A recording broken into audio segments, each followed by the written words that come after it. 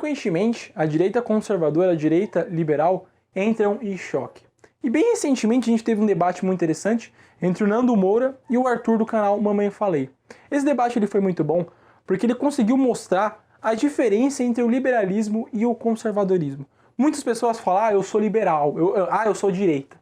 Mas falar que é direita é algo muito genérico. Porque a gente sabe que existe uma diferença muito grande entre o liberalismo e o conservadorismo. E essas duas correntes de pensamento eles estão à direita, né? Então você falar que você é um direitista é muito genérico. Eu assim comecei a entender sobre política, assim comecei a me interessar por política, eu falava muito que eu era de direita, né? Só que hoje em dia eu não faço mais isso porque eu percebo como que isso é genérico falar isso, né? E hoje, para dar continuidade à nossa série de vídeos sobre o livro Como Ser o Conservador, eu vou comentar o capítulo A Verdade no Liberalismo.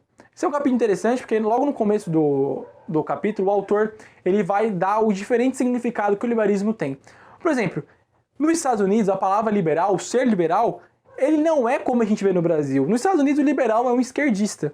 Já no Brasil a gente vê isso muito diferente. O autor vai tratar no capítulo do liberal, da pessoa que dá, na verdade, liberalismo, da filosofia que pressupõe que a maior função do governo, uma das maiores funções do governo é promover a liberdade do indivíduo. Então o governo, é a filosofia que pressupõe que o governo tem que promover a liberdade do indivíduo. Outra coisa, o autor também vai levantar que o liberalismo tradicional é aquele que o indivíduo, que a sociedade só é possível se todos os indivíduos tivessem soberania sobre a própria vida. Ou seja, não tem como a gente ter uma sociedade sem que o indivíduo tenha soberania sobre a própria vida. Então esse é o pilar, é como se fosse a base da sociedade, a soberania sobre a própria vida. E como que a gente faz para ter essa soberania? O autor vai falar uma frase muito interessante que eu vou citar aqui para vocês, que é a frase da página 108, que é uma frase que ela traz esse aspecto da soberania da própria vida, como que a gente faz para ter essa soberania. A soberania individual só existe onde o Estado garante os direitos, tais como o direito à vida, à integridade física e à propriedade, protegendo desse modo os cidadãos da violação e coação de terceiros, incluindo da violação e da coação praticadas pelo próprio Estado. Bom, como a gente viu nessa frase, o autor demonstra que para que a gente tenha a liberdade, para que a gente tenha o direito à nossa própria vida, que a gente tenha a liberdade bem instituída, a gente precisa desses direitos, que é direito à vida, direito à liberdade, direito à propriedade civil, né, propriedade privada. Então, sem esse direito, a gente não consegue ter liberdade sobre a nossa própria vida, controle sobre a nossa própria vida. Então, o direito é uma ferramenta de levar a liberdade das pessoas. Outro ponto que o autor vai levantar no capítulo, que é uma questão muito interessante, que é a questão da cidadania, né? A gente tem tendência a ver a cidadania com uma maneira um pouco errada, né? O autor fala que a cidadania é uma das maiores conquistas da sociedade ocidental, que a sociedade ocidental, uma das grandes conquistas dela é a cidadania. A cidadania também era uma espécie de escudo contra a opressão. Numa sociedade que a gente tem ali vários cidadãos que eles são bem organizados, que a gente tem uma cidadania entre eles, isso acaba protegendo eles contra a opressão, né? Por mais que a gente tenha uma visão meio diferente da cidadania no Brasil, pro Brasil a cidadania é você votar, é você participar de política, é você ser de algum movimento, mas isso não é só cidadania. O cidadão que é de verdade, o bom cidadão, ele sabe quando se deve votar e quando não se deve votar. Há situações em que o voto não é uma coisa boa. Bom, por exemplo, a gente sabe que teve a ditadura no Brasil, né? Em 64 teve lá tudo mais, todo mundo já conhece como que funcionou a ditadura. Então a gente sabe que teve a ditadura no Brasil. Essa escolha do cidadão de não querer votar, de querer um tempo para ter um regime que não tem eleição, foi uma escolha saiba. Então o cidadão, ele não é só aquela pessoa que acha que tem que resolver tudo democraticamente. Às vezes, a democracia não resolve certas funções, e por isso que o cidadão tem que saber a hora que é de votar e a hora certa para votar. Tem questões que o cidadão não pode se votar. Por exemplo, se levantasse assim, né, uma votação, que para aumentar o salário mínimo em 4 mil reais, qual cidadão que não ia votar a favor? O cidadão ia votar a favor, a maioria deles ia votar a favor. Isso provavelmente ia prejudicar mais ainda a situação que o nosso país está. Então um bom cidadão é aquele que sabe a hora certa de votar. A ordem política também, né? Às vezes ela permite você ultrapassar a ordem da maioria. Às vezes a política precisa ir contra a maioria. Eu sei que muitas vezes isso é difícil pra gente, né? A gente aceitar isso, né? Sei lá, legalizar o aborto. Lógico que isso fere vários direitos, não pode acontecer. Mas às vezes a política ela tem que passar por cima dos cidadãos para fazer algo. A ordem política ela permite transigir, não por cima do cidadão, mas permite transigir a lei da maioria, a ordem da maioria, né? A voz da maioria. Mas um Estado que transige a voz da maioria, provavelmente ele vai fazer alguma besteira, né? Em vez ou quando você fazer isso, tudo bem. Agora um Estado que vive indo contra a opinião das pessoas, vive mesmo a população sendo massivamente contra aborto, tá fazendo toda essa sacanagem que a gente sabe que tá acontecendo, né?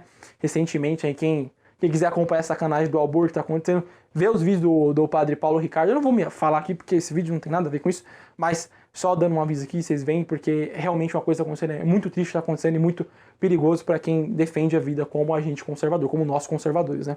Então, a cidadania ela é algo bom, algo interessante, mas a gente tem que procurar seguir esses moldes que o autor fala. Não achar que cidadania é só sair votando aí, participando do movimento aí, virar todo mundo feminista aí, movimento gay, que isso não é realmente ser cidadão de verdade. Outro ponto muito delicado que o autor toca é a questão da religião e do Estado. Eu já comentei isso um pouco no capítulo A Verdade do Nacionalismo, né? Lá ele fala também, e o autor levanta isso, durante o livro ele levanta um pouco essa questão da religião. Eu sei que é algo difícil, é algo que nós conservadores do Brasil tem uma apegação muito bom, né? Uma apegação muito grande. Todos os conservadores brasileiros eles são apegados ao cristianismo, né? Mas a gente tem que tentar entender um pouco o ponto de vista do autor. O autor no livro, ele demonstra que a sociedade, que a religião ela é estática. Enquanto que a política é dinâmica, né? A política é algo dinâmico. Eu já falei isso um pouco no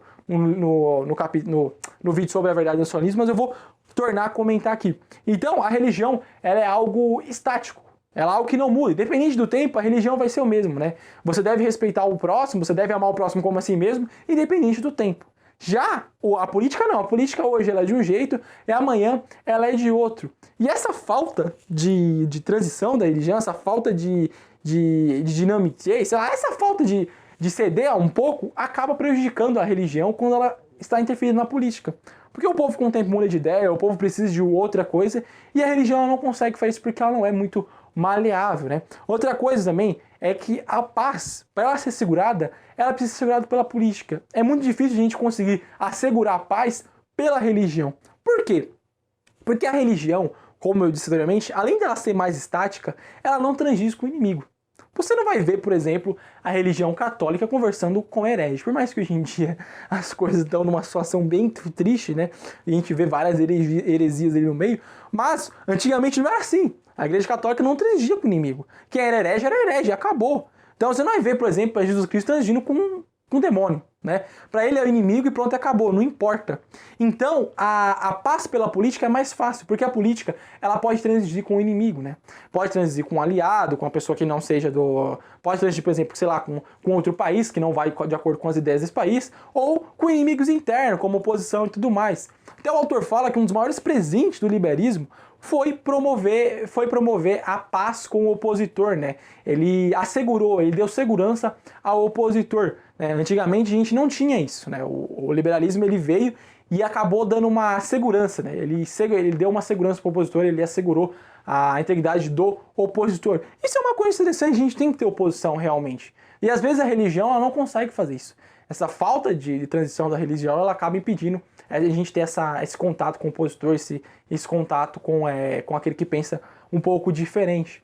O autor levanta também que a religião, quando ela está metida na política, ela acaba tendo algumas consequências ruins, como por exemplo a Guerra Civil Inglesa do século XVII, do século XVIII.